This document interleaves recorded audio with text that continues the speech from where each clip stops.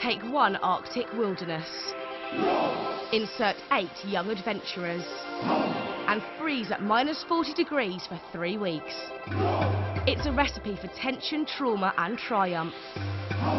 Each night the team get the chance to record a personal video diary, giving us the chance to find out what's really going down in the Arctic.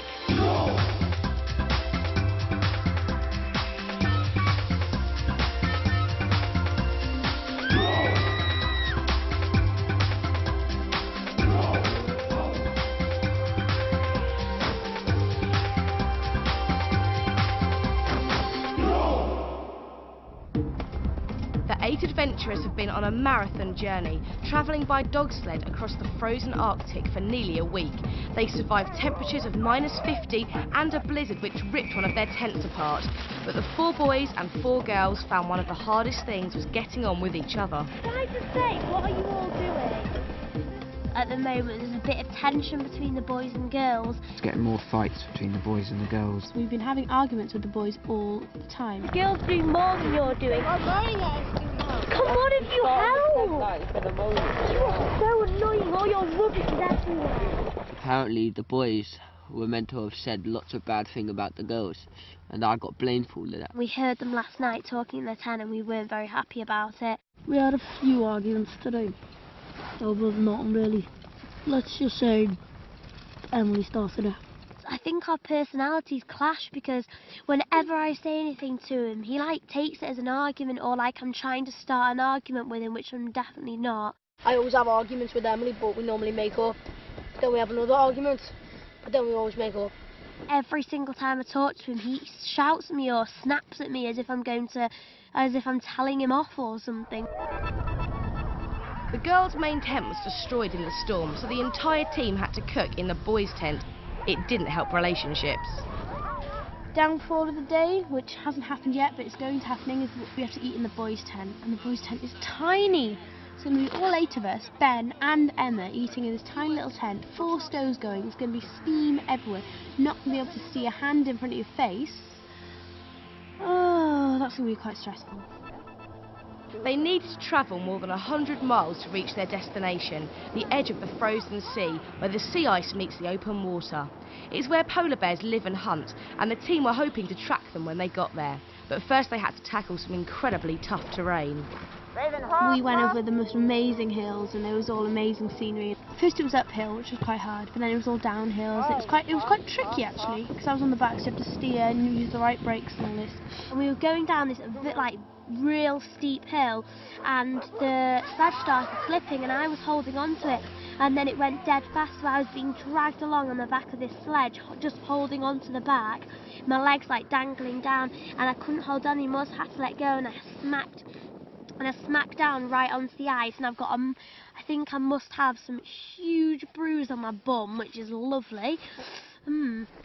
It was mainly downhill, steep, rocky downhills. We flipped our sledge twice actually, which was it sounds dangerous, but no, it was really fun actually, because we flipped it on the ice and then we just went skidding along for about 10 meters, which was wicked. Jenny Lynn found some of the sledging very scary.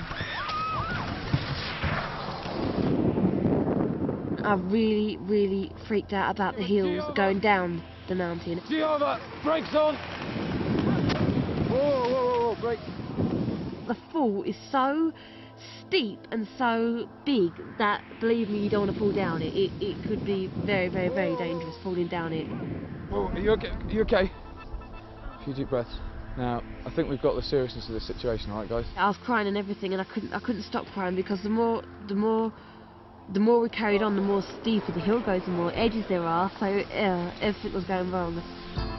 But finally they made it to the edge of the frozen sea. It was the end of an epic journey and the start of a whole new adventure. I think this is the last day we spent with the dogs. I'm really going to miss them actually. I've become quite attached to them.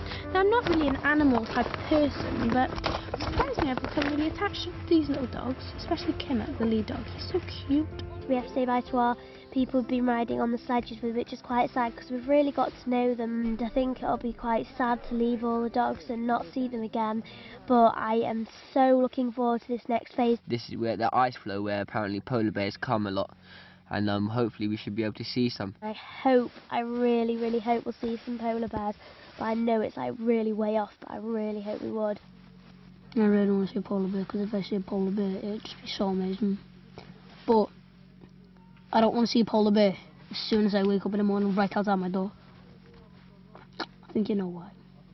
No. The team found an unexpected package waiting for them at the new campsite. Oh, hey, looks like you got some presents. It's a surprise from home. Highlight of the day definitely was getting our bags. What's mine? 14. Got these presents that our parents sent us, and I've got mine here. It's got a lot of pictures of me when I had long hair and everything. It was like quite embarrassing actually. No, a picture of me with my long hair. Oh, let's have a look at this, man. Oh! That's why I got his cut. I proper did look like a girl. Got some presents. I was really happy about. Thanks, Simon. You got me Twister.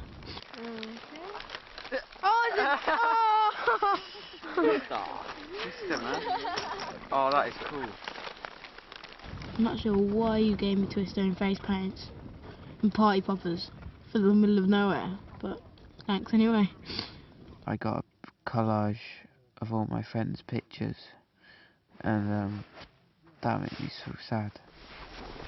They're all my friends from school. To Matt, in case you had forgotten us by now, here's a little reminder of who we all are. Hope you're having an amazing time. For a little bit I wanted to go home. I really did. I really wanted to get out of this place, see all my friends. And I got a letter, which was really sweet from them. It's more like a poem, actually. It was all like, please savour every moment and understand that even at your lowest ebb, you are experiencing a wonderful lesson in life, which will strengthen and mature you, and probably help you to become a more rounded and able individual. Fair enough. And hugs. Oh, I'm fine. It's quite hard when you're out here and you're away from civilization, and your parents send you a note saying that they miss you and stuff, and saying, like, my mum, one of the things my mum said was just look up into the stars and realise and think that I'm looking at the same sky as you or something like that, which that got me a lot. That was really tough. I got some photos. I got my frog. Oh, my frog. I've had him for years. Let me look. I've had him for years. And that's my teddy that I used to have when I was really, really younger. And my mum used to do these impressions with it when I was little, just before I went to bed, with my frog. So it kind of like brings back memories. I admit I cried when I read it, but it did cheer me up a lot. And the pictures of the bacon butty, that is wicked. And bacon. Oh, that is torture. I just can't wait. I hope there's one like that waiting for me at home, Mum. Once again, the team had trouble getting their tents up. The boys' big tent is a nightmare. The sides have actually frozen, so it's all crooked. I don't think we'll be having dinner for another 3 hours or something like that. The boys can't get their tent up because it froze. So that's what we're cooking in. It won't go any further, I don't think, 'cause it's frozen. I am so tired. Haven't had, like, last night got to bed quite late, and then we had to wake up early, and then tonight obviously we're going to be going to bed late again. And I just want to be, to be honest with you, I know I need to eat, but I feel like not having any food and just going straight to bed. I'm that tired. Matt got particularly frustrated by his teammates' lack of action. Everyone just cannot be bothered to do anything, and that is annoying me. At the moment it's up at 9:30, like some water going, like 5 people standing around doing jack all, while the rest of us are just trying to fix the tent and do everything else. It's just pointless. Matt, he's the serious one of the group. I'm out serious Arctic, but he's like the serious person of the group. I just want to get the work done. I don't want to sound serious all the time. I can be a laugh. He really gets annoyed by it. I don't know why, but he tells people off for not doing something that he wants right. I've been doing everything for everyone, and so far we haven't even got a tent up. We only had 5.5 hours sleep last night, and it seems like we're only going to get 5 hours tonight, and it's getting me down. I need to get to bed. I need a hot meal. I just need some energy. It was 1 AM before the team finally got their heads down, but next morning they got an unexpected lie-in. The camp was hit by a blizzard. Day 13 here in snowy Arctic, and it's snowing outside. Today it's actually snowed for the first time in the Arctic. Well, obviously not for the first time, but for the first time since we've been here. Even though you'd expect it to snow in the Arctic, I haven't seen it snow yet. Unless I've been asleep and then it snowed. And then I wouldn't have known about it because I was asleep, so. And it's gorgeous snowing outside. It's not thick snow, it's light snow. It's a snow that, you know those things you turn upside down and then you shake them and they go all twinkly snow. It's really lovely snow. The blizzard meant that the team couldn't begin their polar bear research project, but nobody seemed too bothered. Today's been actually a really nice, relaxing day. We spent all day in our tent today. We haven't been out, not once. Today we did nothing. Stayed in our tent doing nothing. I woke up thinking, oh, it's 8 o'clock, but it did feel like quite a good lay-in. To find out that it was 12 o'clock. No, it was a blizzard, so we didn't have to get up, which was wicked. Today's been probably the best day of the expedition, and that probably sounds really bad because we didn't really do anything. But it was nice because we just, all the girls stayed in their sleeping bags, all snuggled up, we just chatted. We played games and ate and chatted, and it was really nice because we've been so tired the past few days that it was lovely to have a bit of a break. I told you, they're squirrel seeds. Staying in the tent has given us like a repair day to like repair ourselves, if that makes sense, like, because you get worn out so much on this like trip where you've got to really work hard. So today has been our catch-up day. To pass the time, the team all watched the videos their families had sent them as part of their surprise package. Here we go. Hi Matthew. Hi Lewis. Hi Emily. Hi Bobby. Oh. Is that your dad? What is he doing? Oh, is that cold? I'm sneezing ice cubes. Oh, I just get my hair back. That's a wig, by the way. My dad looked like such a silly fool climbing into the window. I was, oh no. I nearly cried when my mum came on because she sounded like she was going to cry. She was like, oh, I'm missing you so much. I was like, don't cry, don't cry, don't cry. We love you so much. We hope you're really happy. Please enjoy the rest of the trip. Can't wait to get you home again. Hi Matthew. Hope you're getting on okay. Just a note to say we're really missing you. And I hope you're not getting too cold. So I thought they'd make me feel really homesick, made me want to go home, but I feel a lot happy now, just to know that my family's thinking of me and that they're proud of me. It has made me think that I want to get home more, but it has actually cheered me up. Hi Lewis, it's me, Daddy. Yeah, it's good. Hello Lewis, I bet you're missing the fire. It's really warm in here. What do you think, Molly? How warm are you? Boiling.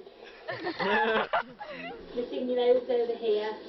Lucy and I are having a really quiet time, and there's no mess around the house, and there's no arguing, but we still miss you. It sounds weird, but you sort of forget faces and stuff when you've not seen them for ages, and it's dead nice just to see them. It didn't make me homesick, it just made me like really pleased to see them. So we're looking forward to seeing you soon. Hope you're eating all right. We've got lots of nice dried food, pot noodles and things like that. Love you lot. Bye. Bye. Bye. Bye. Although Although everyone enjoyed the rest day, by evening they were all beginning to realise the blizzard was really bad news. You can't see more than a couple of metres in front of you, and it means that we can't do anything. So we're stuck until that stops, which is bad. I was a bit disappointed because of the weather, because it did mean that we couldn't go out and see polar bears, or to at least track them, which was a bit of a shame because it's a day less means it is decreasing the chance of you seeing one, of course. Let's just hope it don't snow too much tomorrow, because I really want to get out there. But next morning there was no let up in the weather. I really, really hate this weather. I just wish it'd stop. Outside is just, it's mayhem, but I think we're all feeling a bit down because we've been sitting in a tent for about 48 hours now. There's blizzard going on, and there's nothing we can do about it. Outside you can barely walk and you can barely see, and we just feel quite lonely. I think we're all a bit scared, or we're just a bit worried about what's going to happen. The team then got some very bad news from the expedition leaders, Ben and Emma. We've now been stuck in here for the best part of 36 hours, and it's looking like 48 hours, possibly 72 hours, and we can't do anything to change the weather, and we're storm bound. Right? But what it does mean, as far as a knock-on effect, is that the polar bear phase that we were planning over this has basically disappeared because of the bad weather. So we don't get to see a polar bear. Got told about probably not seeing polar bears. Chances are very slim, so that was quite a depressing moment, actually. I really, really wanted to see polar bears so much, and now that we're not going to be able to see one, all because of this horrible weather. It's really, really disappointing to think that we're not going to see a polar bear, and I think that was a big blow for the group. Throughout the trip, Jenny Lynn has felt increasingly left out by the other girls. It hasn't helped that she and her buddy partner Courtney haven't been very close. I'm really, really fed up of being in a buddy pair with Jenny Lynn. To be honest, I don't like her. Spending 2 days cooped up in a tent brought matters to a head. Jenny Lynn got really distressed after the other girls teased her.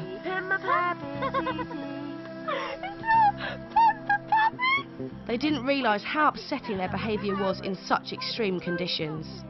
The day wasn't actually that bad, but I think everything's been building up, and then today was the kind of, it was, you get pushed to a limit and to a point, and then you kind of like can't cope anymore. And I'm not talking about the weather and the extremeness, because that's hard enough to deal with on its own. I think the boys are nicer than the girls,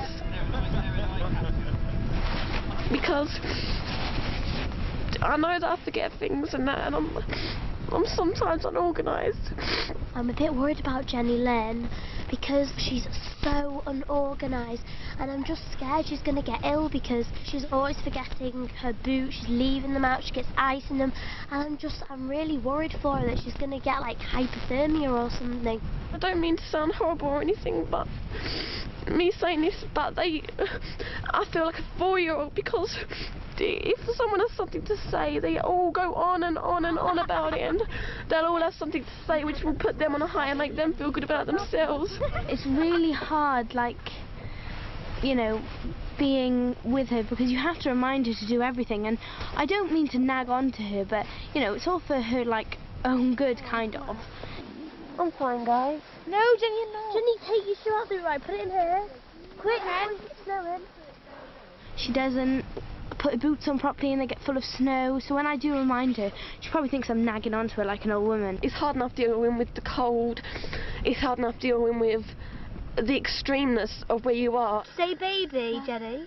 Baby. Please don't tell me one of those people that says hospital. I don't think so. Hello. And then when you have such things like that going on within the group, it makes it just even harder to cope. The team had now been stuck for 48 hours. Their only hope was that the weather would lift soon so they could move on to the final part of their expedition. The plan, weather permitting, is to fly from here tomorrow onto the glacier, all right, where we will then spend a few days on the glacier, finishing the project with the glaciologists up on the Grinnell Glacier, okay? But the weather may not allow that to happen. So what happens if we can't fly? If we we can't just fly, postpone it till the next day. we wait until the window comes, and then we go. I just hope the weather clears up so we can go on the plane to the glacier tomorrow. Because being stuck here for another day in the tent is just going to be boring.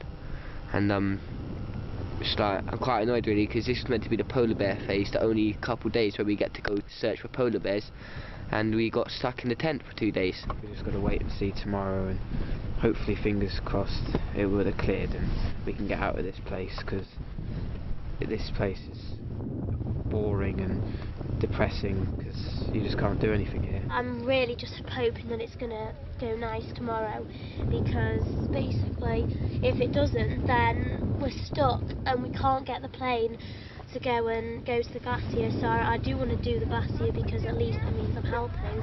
At the moment I feel like we've travelled all the way in the dog sleds for nothing, and all we've done is sit in our tent. It's like the second phase is sitting in your tent all day, which isn't really fun. Next morning, a huge relief. The weather was clear at last and the expedition could go on. But before they departed, the leaders tried to sort out the Jenny Lind situation. I'm really hoping actually that they all come together and make her feel more part of their little group. Obviously I get along with Alex and Emmy better. But yeah, I find she's quite sweet. She is very sweet actually.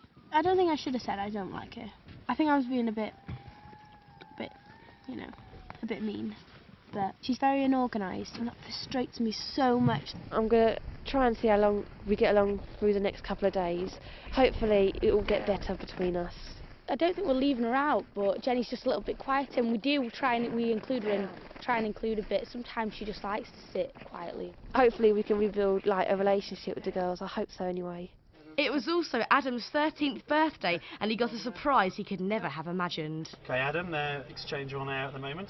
I was doing a live link up with Exchange today. It was so funny. I hear that it's your 13th birthday today. Yeah, I'm really happy that it's in the Arctic. On Exchange, to go, and I've heard that your birthday today, and I go, yeah, sure. And I think it was Jean, she said, we're going to make it even better. Your mum's on the phone right now. I was like, what? Carol, give Adam your message. Hello Adam, happy birthday, teenager at last. Can't wait till you come home. Hi Mum. You alright? Okay. Happy birthday, dear Adam. Happy birthday to you. I mean, my mum's picture come up on the Exchange screen. I was like, wow, that does not look like my mum.